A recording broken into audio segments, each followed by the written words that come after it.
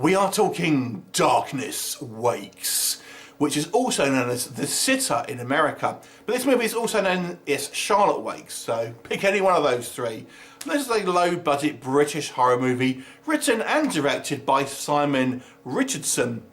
Now, the story focuses on this young girl. Now, she is been offered a job looking after a house sitting and cat sitting for this strange, eccentric couple. She's been offered £200 a night to essentially stay there, feed the cat, let it out, etc., and just kind of keep an eye on the house. Seems like a pretty good deal. She's a little bit apprehensive because the couple seem a little weird and the house is kind of a little spooky, but nevertheless it's a lot of money. So she agrees.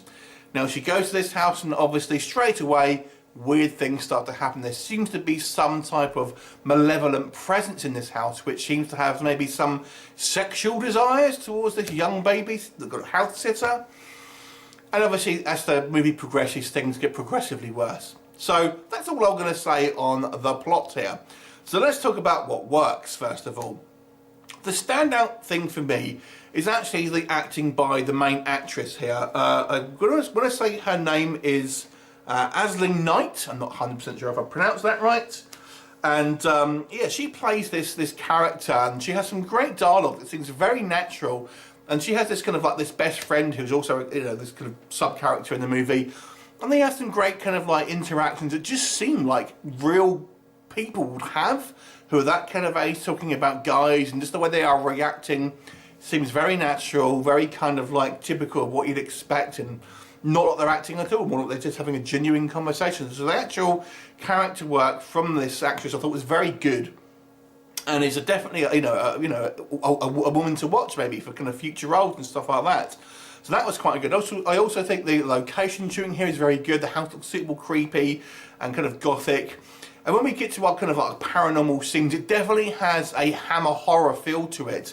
I'm not saying it's a carbon copy of the Hammer films, but it just reminded me of the Hammer movies of old. This kind of this strange kind of gothic feel, the kind of the shrouded mystery about what's going on, and things kind of quite a little bit not quite in view, but obviously you have this kind of permeating feel of dread and menace coming from some kind of a spiritual presence within this house. And it just reminded me of those gothic Hammer days basically of old. So if you're a Hammer fan, you may want to check this one out. We do have some fairly good effects work. I've said there's great use of lighting and shadows here to really kind of accentuate some of the kind of the scary moments in this movie. And when we see our I guess you want to say antagonist, the makeup effect looks pretty good, although it's somewhat obscured, so you never really get kind of a proper good look about what's going on. It doesn't work for me. Although I like the acting from the main actress, there are some actors here that maybe hamming up a little bit too much and are guilty of a little bit of overacting.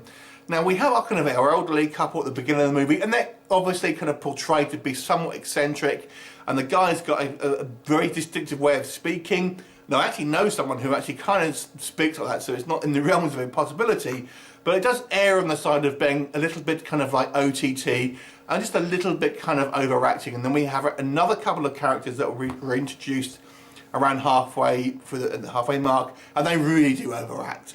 But they are minor characters compared to the kind of the main girl and probably her friend, which is the next amount of screen time. So acting as a whole is probably more in the plus than the minus. I've got to say there are some logic issues with this film as well.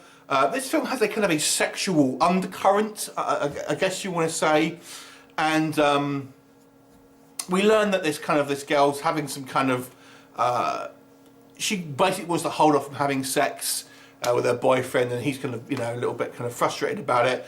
But it kind of, decisions later on in the film don't really make sense considering how she feels about where she is.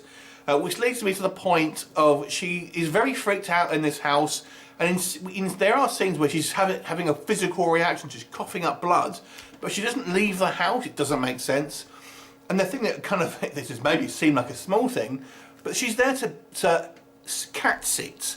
I mean, why cat sitting? I mean, it's not as if she's told she's got to stay in the house and sleep there for a cat. I mean, come on. A dog I can understand to a certain degree, but a cat, I mean, they're more self-sufficient for a start. I just wouldn't know why, if you were that freaked out of this place. They're not, the people who own the house aren't there for 3 days. Go and feed the cat and go home. Come back a few hours later or whatever. Don't know why you would have to stay there. I know she said she would, but I just don't know why you wouldn't do it. Anyway, so that was a little bit of a bother for me, to be quite honest. And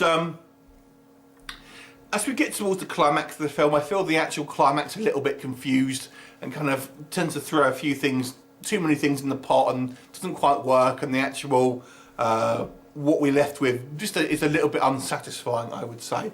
But overall, it's a fairly okay kind of gothic horror movie, low budget horror movie that I feel does a pretty good job. And it's obviously the main strength of it is the acting of this kind of like this young girl here who does a good job in really kind of supporting this film to make it a character, one that you kind of want to follow and kind of see what's going on.